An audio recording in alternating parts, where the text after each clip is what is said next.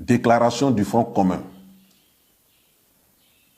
Le Front commun, PPACI, PDCI-RDA et leurs alliés, RGPS, FPI, URD,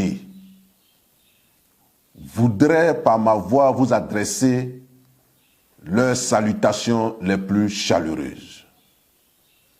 Camarades militants, camarades militantes, depuis le 11 octobre 2025, nous sommes entrés dans la phase active de notre lutte contre la violation de notre Constitution pour l'avènement d'un État de droit qui garantisse les libertés individuelles et collectives dans notre pays. Ce 11 octobre 2025, une marche pacifique avait été programmée qui devait nous conduire du Saint-Jean au carrefour Sokosé. Malheureusement et contre toute attente, cette marche a été interdite, violemment réprimée.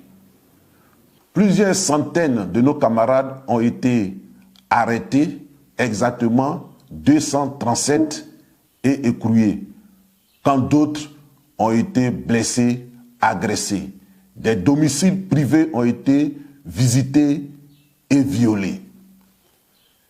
C'est le lieu aussi de féliciter chaleureusement, avec une mention particulière, tous ceux qui ont répondu favorablement, malgré les intempéries et les risques, à cet appel du 11, qui est un appel de la nation. Depuis ce jour, aucun jour ne se déroule sans qu'il n'y ait des manifestations dans une localité de la Côte d'Ivoire. Bonoa, Bangolo, Akoupé, Azopé, Aferi, Yakasseme, Gagnoa, Abidjan, etc., etc. Malheureusement, ces manifestations ne vont pas sans pleurs, sans douleur, et nous enregistrons des pertes en vie humaine.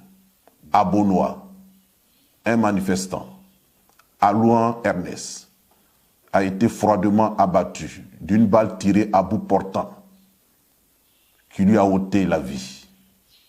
À Gagnoa, un jeune élève dans la fleur de l'âge a été mortellement percuté par un véhicule de la police nationale. Mais ce qui est le plus affligeant, ce qui est le plus pitoyable, c'est la mort de ce bébé, un être innocent, que la mort est allée trouver chez lui à la maison, où des gaz lacrymogènes ont été tirés dans la région de la main et ce bébé est mort suffoqué. Ça aurait pu être le bébé de l'un d'entre nous. Ça aurait pu donc être notre famille. Et c'est vraiment triste. C'est le lieu d'attirer l'attention de nos forces de l'ordre, nos forces de défense et de sécurité. Elles ne doivent pas nous traiter en ennemis. Nous ne sommes pas les ennemis de l'armée ivoirienne. Nous ne sommes pas les ennemis de la gendarmerie ivoirienne. Nous ne sommes pas les ennemis de la police nationale. Nous sommes des Ivoiriens au même titre que tous les autres Ivoiriens des autres partis politiques. Ils ne doivent pas nous massacrer. Notre armée ne doit pas nous massacrer. Notre police ne doit pas ouvrir le feu sur nous. Notre gendarmerie ne doit pas nous martyriser, nous inspirer la peur, la terreur. Ce n'est pas leur mission. Ce n'est pas leur mission. D'autant plus que nous contribuons en tant que citoyens par nos impôts que nous payons à les habiller et à leur doter de moyens matériels adéquats pour mener à bien leur mission régalienne. Et ils doivent mener leur mission de façon équitable à l'endroit de tous les citoyens de ce pays, fussent-ils militants ou non du parti au pouvoir. On ne peut pas tous penser la même chose. Mais ce n'est pas parce que nous ne pensons pas la même chose que nous avons vocation à être torturés, martyrisés, pourchassés. En tout état de cause, que nos agents des forces de l'ordre comprennent que leur responsabilité pénale individuelle est engagée dans les actes qu'ils posent. Et ces morts que nous avons enregistrés ne resteront pas impunis. Le Front commun et les alliés sont à la tâche. Le Front commun et les alliés sont à pied d'œuvre pour monter des dossiers et nous porterons plainte. Nous porterons plainte afin que les coupables soient identifiés et qu'ils subissent la rigueur de la loi. Aucun crime dans ce 21e siècle ne reste impuni dans ce village planétaire auquel nous appartenons. Nous espérons qu'à l'avenir, nos forces de l'ordre comprendront cet appel républicain, humanitaire, fraternel, et qu'ils feront leur mission selon les principes de la République. Nous avons assisté récemment à des manifestations de colère en France. Les Français ont exigé le départ de Macron. Il y a eu des affrontements, parfois violents, brutaux, des agressions sur la personne et l'intégrité des forces de défense et de sécurité en France. Mais jamais nous n'avons vu des pertes en vie humaine. Nous n'avons vu des policiers dégainer ou ouvrir le feu sur des manifestants. Quand bien même ils se sont trouvés souvent en mauvaise posture, en difficulté. Pourquoi? Ici en Afrique et singulièrement en Côte d'Ivoire, il y a cette propension à vouloir écraser les militants de l'opposition. Pourquoi il y a cette tendance à vouloir marginaliser les militants de l'opposition? Non, nous ne sommes pas des marginaux. Non, nous ne sommes pas des Ivoiriens de seconde zone à qui tout est interdit dans ce pays. Nous avons une constitution unique et cette constitution nous garantit des droits et nous entendons exercer ces droits-là. Et vous, en tant que force et agents de l'ordre, vous avez le droit de nous protéger lorsque nous exerçons nos droits constitutionnels. J'espère que nous avons été entendus et que, à l'avenir, de telles choses ne se reproduiront plus. Car nous sommes des frères et des sœurs, après et avant tout. Merci de m'avoir entendu. Quand la haute direction du Front commun a lancé le projet de la marche le 2 octobre 2025 pour le 11, immédiatement, quelques jours après, nous avons reçu une convocation de la préfecture de police à l'effet de nous présenter illico presto à la direction des enquêtes générales pour affaires nous concernant, pour être entendus. Je rappelle qu'à peine quelques jours auparavant, nous avions été à nouveau convoqués par le procureur de la République près du tribunal de première instance d'Abidjan, à l'effet de nous délivrer un message selon ses dires. Mais ce message n'était nul autre que des menaces qui ont été proférées à notre endroit. Le procureur de la République nous a ouvertement menacés et il a dit qu'il nous tiendrait pour personnellement responsables de tout mouvement, de toute manifestation qui aurait lieu à quelques endroits du territoire ivoirien. Nous avons demandé au procureur de la République, mais de quelle information dispose-t-il? De quels éléments dispose-t-il?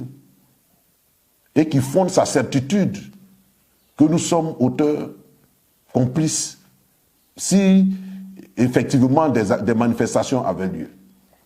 Il n'a pas pu répondre à cette question.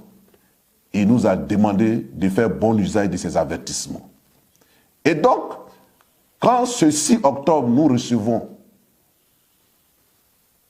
quelques jours seulement après ces menaces, quand nous recevons une convocation de la préfecture de police, nous imaginons et nous savons ce que cela veut dire. Et donc, nous n'avons pas répondu à cette convocation. Nous n'avons pas répondu à cette convocation. Nous avons décidé, en toute connaissance de cause, en toute responsabilité, de ne pas répondre à cette convocation. Car répondre à cette convocation signifiait nous rendre mains et pieds liés au régime. Répondre à cette convocation serait faire de nous-mêmes des prisonniers. Répondre à cette convocation serait donc de la capitulation. Nous avons décidé de ne pas répondre et adopter une posture de combat et de résistance. Et depuis ce jour, les forces de l'ordre sont à nos trousses. Les encagoulés sont à nos trousses. C'est la traque pour nous mettre la main dessus. Il n'y a pas longtemps encore, une seconde convocation est arrivée. Mais aujourd'hui, je suis à me demander pourquoi cet acharnement? Pourquoi ce harcèlement? Pourquoi vouloir, coûte que coûte, me mettre le grappin là-dessus, me mettre aux arrêts? Et qu'est-ce que j'ai fait? En tout état de cause, à ma qualité de coordonnateur général du comité opérationnel du Front commun, j'ai décidé de prendre mes responsabilités et de continuer le combat. De continuer le combat advienne que pourra. Et ce combat, je le mène avec vous, à vos côtés. Je n'ai pas fui. Je n'ai pas l'âme d'un fuyard. Je n'ai pas l'âme d'un traître. Je n'ai pas l'âme de quelqu'un qu'on intimide.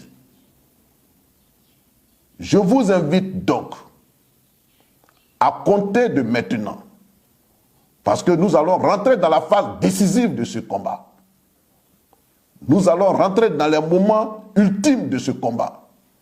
Je vous invite à beaucoup plus de détermination, à beaucoup plus de volonté, à beaucoup plus d'engagement. Tous, autant que vous êtes, le Front commun vous appelle.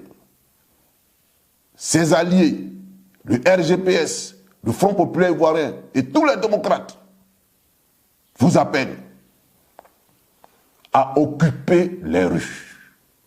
À occuper les rues pacifiquement, dans la discipline, dans l'ordre et avec un esprit républicain, comme vous avez toujours su le faire, surtout ce 9 août 2025. C'est un droit. Vous n'êtes pas en train d'enfreindre la loi. C'est un droit constitutionnel que vous exercez. Jeunes, femmes, adultes, travailleurs, étudiants, démocrates de tous, vous êtes invités à occuper pacifiquement les rues. Que ce soit dans tout le district d'Abidjan et même dans tout l'intérieur du pays, dans les grandes villes de l'intérieur du pays, tous les Ivoiriens sont invités à occuper les rues de façon pacifique.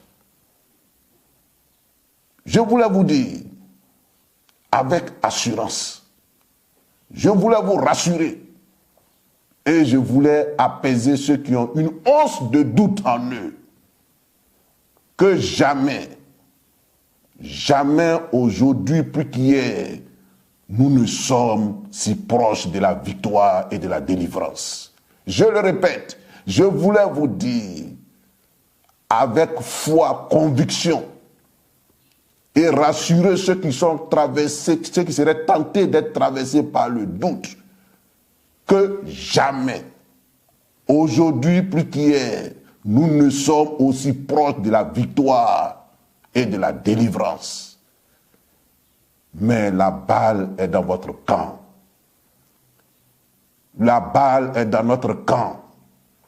Et le salut de ce pays, la renaissance de ce pays, réside entre nos mains, entre vos mains. Osez agir, osez manifester pour oser gagner et triompher. Osez agir, osez manifester pour triompher et gagner. Pour triompher et gagner. Je sais qu'en chacun de vous vibre l'esprit patriotique. Je sais qu'en chacun de vous, du plus profond de son être, veut que les choses changent en Côte d'Ivoire. Et il y a comme un appel intérieur. Un appel intérieur qui ne cesse de vous importuner, qui vous demande de faire quelque chose pour votre pays, de faire quelque chose pour votre nation. Écoutez cette voix silencieuse. Écoutez cette vibration qui secoue votre âme. C'est l'appel de la nation. C'est l'appel de la Côte d'Ivoire pour qu'elle retrouve son équilibre, pour qu'elle retrouve sa légitimité, sa légalité, pour qu'elle retrouve son âme, pour qu'elle retrouve sa joie de vivre ensemble, pour qu'elle retrouve l'état des droits qui fait que chaque citoyen, quelle que soit sa position dans le pays, respecte la loi et est soumis à la loi. Le président Laurent Gbagbo, président du PPAC, notre leader charismatique, le ministre Tidiane Thiam, président du PDCI RDA, le premier ministre Pascal Affi-N'Guessan, le premier ministre Soro Kibafori Diom et tous les leaders sont avec vous, sont avec nous dans ce combat. J'appelle donc tous les responsables du Front commun, du GPS, du FPI, les fédéraux, les responsables des sections, les secrétaires généraux adjoints, les coordonnateurs régionaux, les délégués départementaux du PDCI, les délégués des districts du PDCI, tous les responsables, je dis, que chacun dans sa zone, dans sa région, dans son département, que toutes ces organisations coalisent, que toutes ces organisations se mettent ensemble pour organiser la résistance de façon locale. Pour la patrie, nous sommes prêts à tous les sacrifices. Pour la patrie, nous sommes prêts à tous les sacrifices. Pour la patrie, nous sommes prêts à tous les sacrifices. Haut les cœurs, tous dans la rue, tous dans la rue, jusqu'au triomphe de l'état de droit en Côte d'Ivoire. Je vous remercie.